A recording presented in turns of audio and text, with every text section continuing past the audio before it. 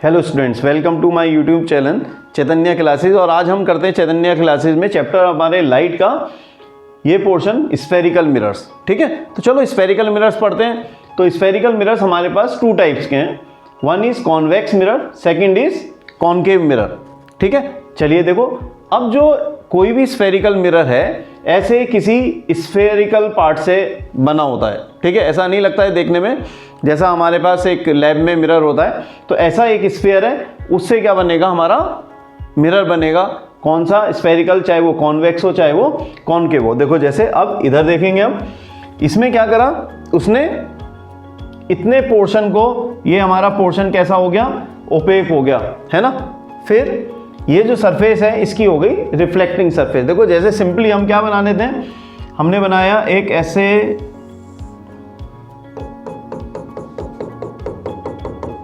ये मिरर बना दिया, तो ये हमारे पास कौन सा मिरर बन गया, कॉनकेव मिरर बन गया। देखो अब आगे चलते हैं नेक्स्ट में। देखो तो हमने देखा ये इस पोर्शन में यदि हम ले लें तो सिंपल सा, फिर देखो इसमें this portion is the opaque and second one is reflecting surface. तो बिल्कुल ऐसे ही अब हम इसमें भी बना सकते हैं कि आउटर सरफेस इसकी रिफ्लेक्टिंग है और इनर सरफेस इसकी क्या है, पॉलिश्ड है, ओपेक है। तो सिंपल सा यदि आप समझना चाहो तो हमारे पास टू टाइप्स के कॉन्वेक्स मिरर, टू टाइप्स के स्फेरिकल मिरर्स हैं, जिसमें एक में उसकी आउटर सरफेस पॉलिश्ड है, यानी बल्जिंग एंड जो होता है वो पॉलिश्ड हो गया, और इनर सरफेस ये हमारी बन गई रिफ्लेक्टिंग सरफेस।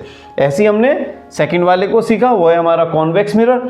कॉन्वेक्स मिरर में इनर सरफेस तो क्या बन गई, पॉलिश्ड हो गई, और आउटर सरफेस बन गई इसकी reflecting surface. Is it clear? चलिए देखो कैसे बनाएगा वो, ये इसे रब कर देते हैं और इससे समझते हैं अपना। ये देखिए अब नेक्स्ट में हमने क्या करा, एक पूरा स्फेरिकल पोर्शन लिया, उसमें से इतना पोर्शन कट कर दिया। ठीक है, अब देखो उसकी इनर पार्ट को हमने क्या करा, पॉलिश कर दिया, तो इसकी आउटर पार्ट जो है इसकी रिफ्लेक्टिंग सरफेस बन गई। तो ये हमारे पास एक मिरर बना जिसको हमने बोला कॉन्वेक्स मिरर। अब देखिए इसी में से हमने एक और पोर्शन कट करा, पर अब क्या करा, इसके आउटर पार्ट को हमने पॉलिश कर दिया, तो हमारी आउटर पार्ट तो पॉलिश हो गई, ओपेक बन गई, और इसकी इनर सरफेस इसकी क्या बन गई, रिफ्लेक्टिंग सरफेस बन गई। तो हमारे पास ये टू टाइप्स के क्या आ गए, स्फेरिकल मिरर्स आ गए। अब this surface is the reflecting and this surface is the OPEC one. Next reflecting surface, और ये क्या हो गई, हमारी ओपेक सरफेस हो गई।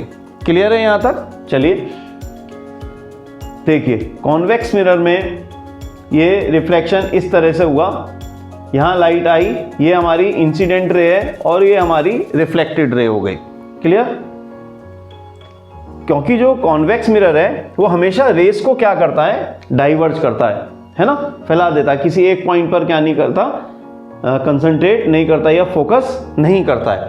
पर जो हमारा कॉनकेव मिरर है, कॉनकेव मिरर को हम कन्वर्जिंग मिरर बोलते हैं। और कन्वर्जिंग मिरर क्या करता है, देखिए ये लाइट इंसिडेंट रे ऐसे, और ये हमारी रिफ्लेक्टेड रे, यहाँ फिर इंसिडेंट रे और ये रिफ्लेक्टेड रे, ये सब आके एक पॉइंट पे कन्वर्ज हो गए। So this type of mirror is known as the converging mirror.